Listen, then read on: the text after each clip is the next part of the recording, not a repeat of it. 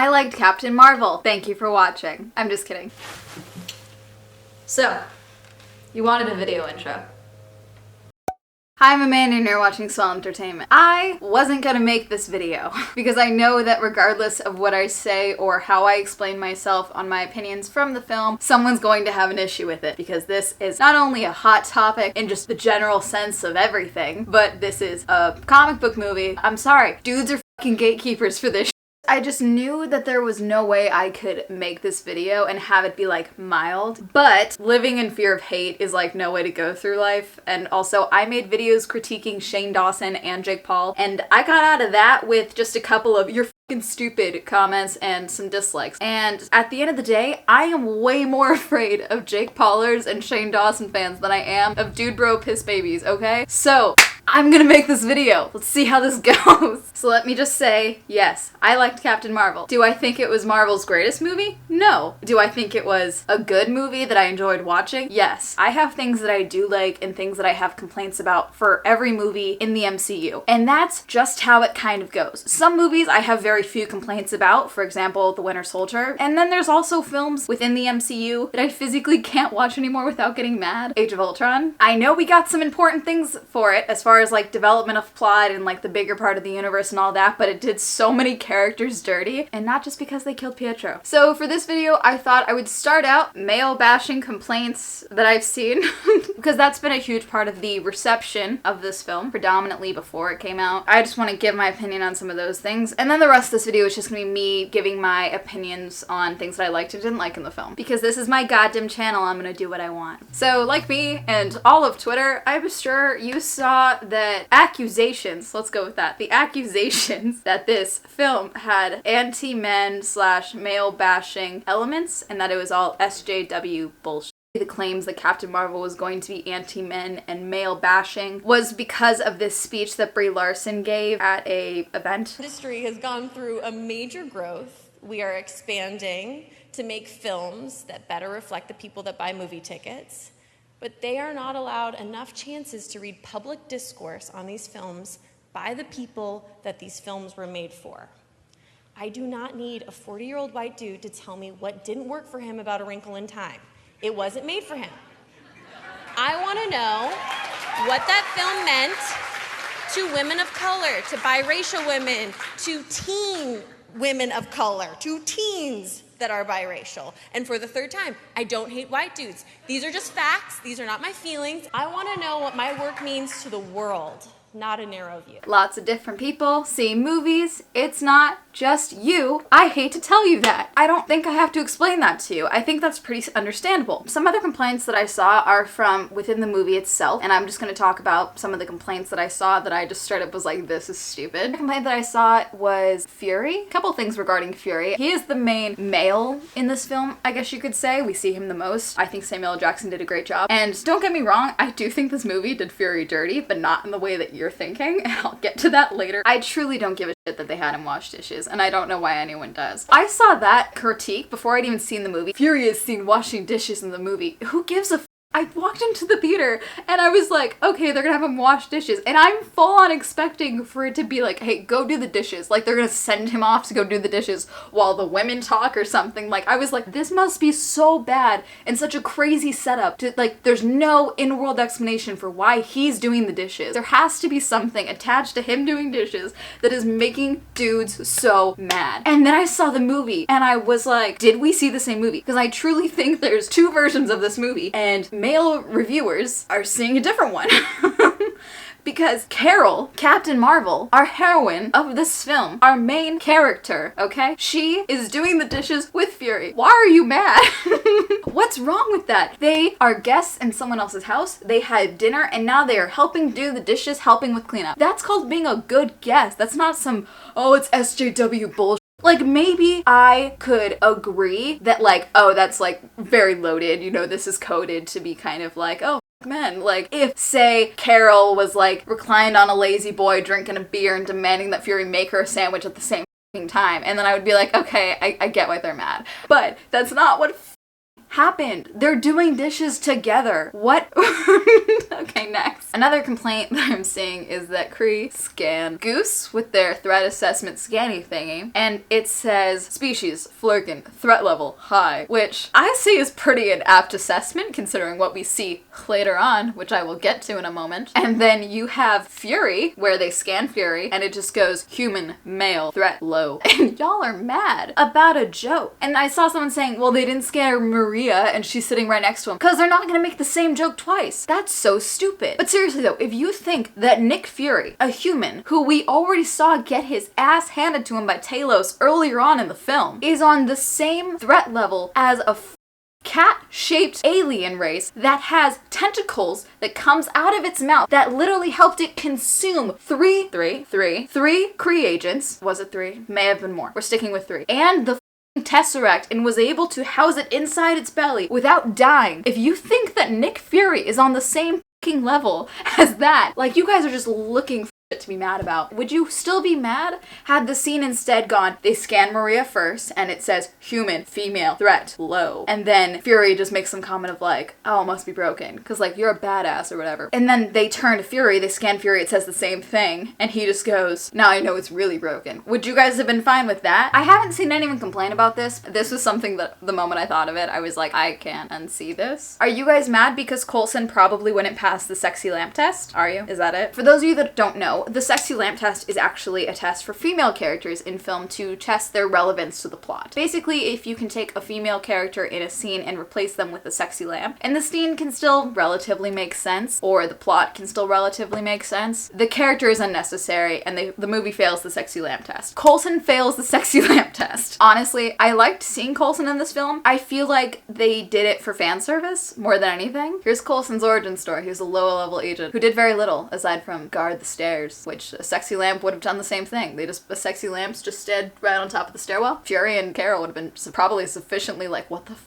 And they hear the agent and then they're like, oh shit, and then they go. Like the blockbuster in the chase scene could make sense. We know from later on in the film, from Talos sort of, that they could probably, maybe if they wanted to, turn into a filing cabinet. A sexy lamp is not far off. So maybe Fury shows up to the blockbuster crime scene with his sexy lamp, and then the Skrull agent that turns into Coulson actually turns into a sexy lamp. So Fury thinks that there's a sexy lamp in his passenger seat, and instead he gets a call or something from the security guard of the blockbuster saying, hey, someone left a sexy lamp behind. Same scene. That might be a stretch, but so is a lot of the complaints about the male bashing elements of this film. Another complaint that I've seen is them recasting Mar-Vell, which is in the comics and traditionally a male character with Annette Bening. I can't really argue at that point. I don't know if you can argue it as a male bashing point of like, how dare she can have a male person training her or like being a part of her life. I don't think it was that at all. I think they just wanted an Annette Bening somewhere in this film and they were like, here's a role. That did seem like a needless change, I will give you that, but that's all I'm giving you. Hop off my strap on. Now for the rest of the video, I'm gonna hip hop back and forth between things that I did and didn't like about this film because some of them are intertwined and also I'm just bad at organization as a human being, so here we go. I liked Samuel Jackson in this film. I liked his acting. I think he did very good with what he was given. However, I think a lot of times questionable writing cannot be fixed with good acting. Like I said earlier, I do think they did Nick Fury's character dirty in this film. I consider the MCU to be the group project from hell, and something that gets the most continuously f***ed over is consistency as far as characterization goes. Age of Ultron. Sorry, something's in my throat. I feel like the writers for this script got caught up in taking what they had available as far as characterization for Fury from the existing films in the MCU and taking that and trying to make him seem younger for Captain Marvel. And so I think there was a lot of inconsistency throughout the character for the film, just a little bit. I just think a lot of that didn't work, especially when the moments where where they were talking and it was trying to be like the comic relief funnier moments. Some of the lines I was like, yeah, okay, this is good. But then others I was like, this just seems really awkward and uncomfortable to watch. That was also kind of a complaint, just those scenes with him and Brie Larson trying to act around this questionable writing. A lot of it I was just like, this is really cringy. I don't like how he lost his eye. I know it's been joked about that he lost it from a cat. I just feel like the same cinematic universe that gave us Loki taking a dude, slamming him on a desk, and carving out his eye would give us something a little bit better for Fury losing his eye than a cat scratching it. Even something like a throwaway line of like maybe one of Goose's tentacles got his eye and like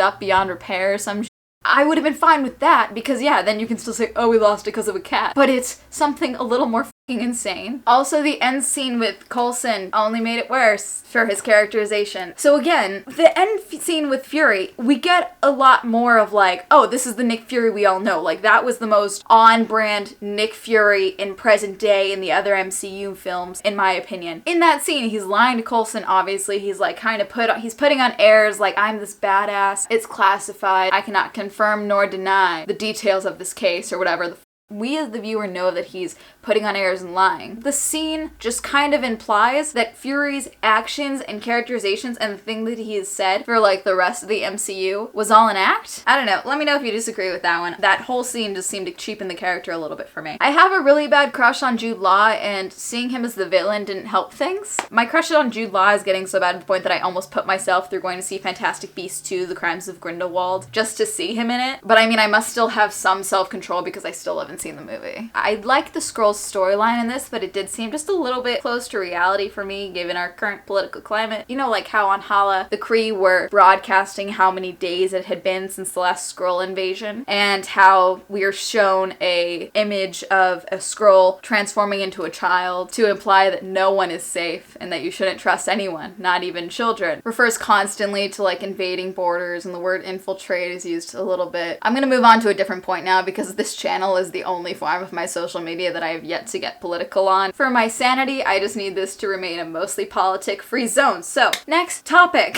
I really did like the Skrulls characterization though in this. I hope we see more Skrull action in the future. I did like the storyline that they decided to take with the Skrulls. Yeah, that's it. I loved Monica and Maria in this so much, and I will fight anyone who talks shit about this mother-daughter duo. Also, Maria and Carol were dating before Carol disappeared. Good luck convincing me otherwise. You thought you had me with that Auntie Carol line, but based on the flashbacks and the fact that it's been 6 years, Monica was fairly young when Carol disappeared, so it's not a far leap for me to believe that maybe Maria had just said like, oh, this was your Auntie Carol, like Auntie Carol's gone, and just kept doing that to try and, you know, soften the blow of losing her other mom. Or maybe Monica was under the fact that Carol and Maria were just roommates. I really like that Maria clapped back at Talos for calling her a young lady. So often in films, when a female character is spoken to with like a young lady or a like, listen here, sweetheart, or like something like that, we often get a reaction of, excuse me, or something,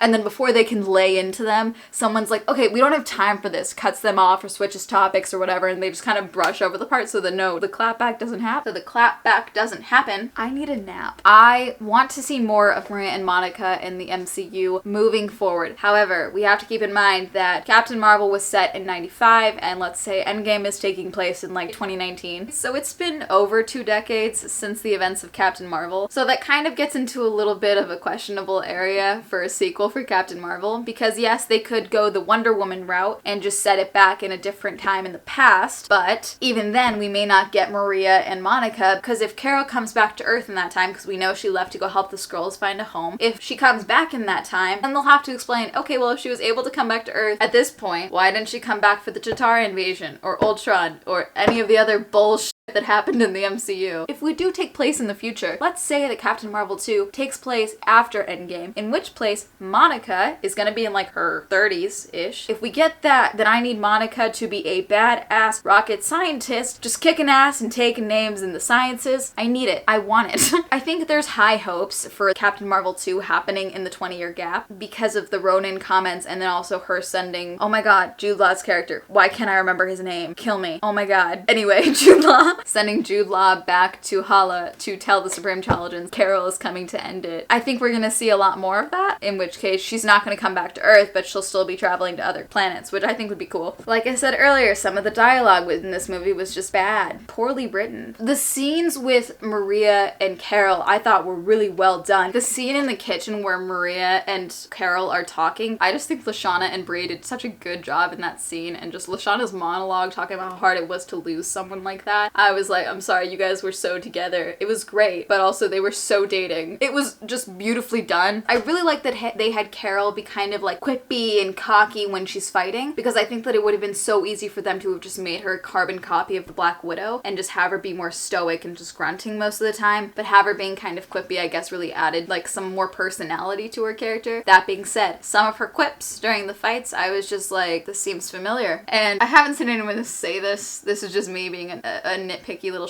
some of the quips just seemed a little reminiscent of Johnny Storm circa 2005 Chris Evans. Ignore me. That is just such a stupid... I was just like, why am I only seeing Johnny Storm now? What is this? It's not something that I should have thought. It just did, and now I can't unsee it. And that's my bullshit. That's not anything else. Obviously, when a character's cocky, there's a whole different bunch of ways to play that, but you are going to have consistencies amongst cocky characters. So it's not that bad of a thing. It's kind of to be expected when you're making a character cocky that they're going to have some reminiscent qualities of other cocky characters within a cinematic universe like this. That's not like a strike against the film. That's just me being annoying and nitpicking things. I didn't really question the fact that how Pegasus and Lawson and S.H.I.E.L.D. were really all intertwined. I just didn't. It just made sense to me. I went and saw the movie twice just to make sure that I didn't miss anything, but also I wanted to add to the ticket sales as much as I could to make people mad. Upon seeing it the second time, it made more sense to me, like how Fury knows where Pegasus is, he's cleared to go in, but then because they're asking about Lawson, who at least the security guards and all of them know, she was the last person in contact with the Tesseract. The Tesseract has been missing all this time for at least 6+ years, and the last person to have contact with it was Lawson, and here these two people show up, one person who we don't know and another person with a badge, saying they're looking for Lawson. It makes sense that they would detain them, at least to shove them in a box, so it's like we at least know we're here when we're figuring out what to do with them. Could it have gone a little smoother? Of course, but so could have a lot of things in this film. I liked the overall story of this movie. I just think it could have been a lot tighter, and a lot of the scenes that I just was like, we could have cut this. Like, this should have been cut. And it's not even like, yeah, let's just add male bashing elements. No, there was just scenes that I was like, this is unnecessary and not funny. I think Brie Larson was great in this film. I just think they did not utilize her to her full potential. I think that this character could have been fleshed out and they could have given her so much more, because she really is an incredible actress. I have other comments, but this video is already going to be really long. Basically, I liked the movie. Would I go see the movie 6 more times to piss people off? Of course. Captain Marvel is on its way to making over $1 billion worldwide. I think upon filming this, she's at like 970 million. Great. I love it. We're probably definitely gonna get another one. I'd like to see more. My new baseline requirements for my future girlfriend is that she must glow and to carry a Fonzie lunchbox. I'm just kidding. There's no requirements for the future girlfriend. Hi, ladies, DMs are open.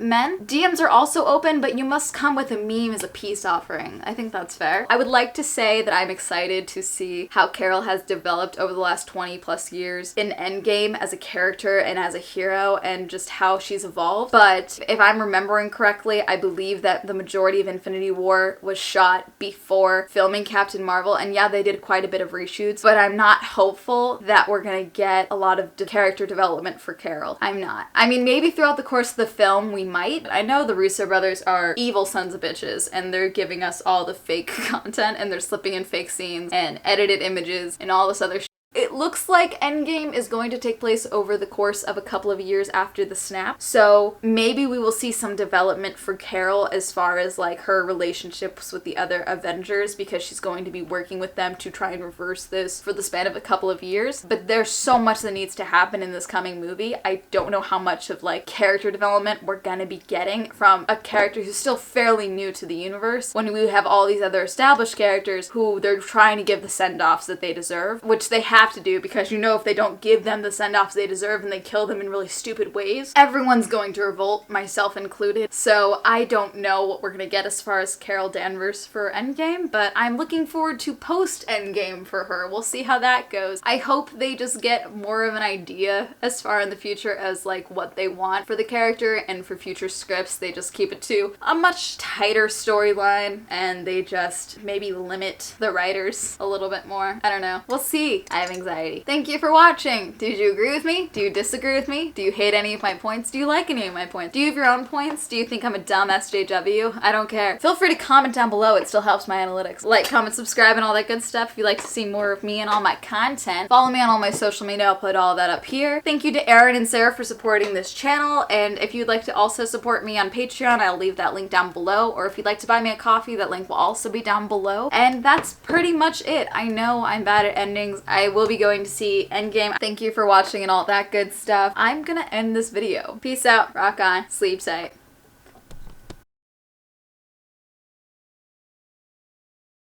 I just need more Goose content in the future. Marvel could literally just send out, here's a blooper reel just of Goose, and I would pay money for it. That's how much they own my ass.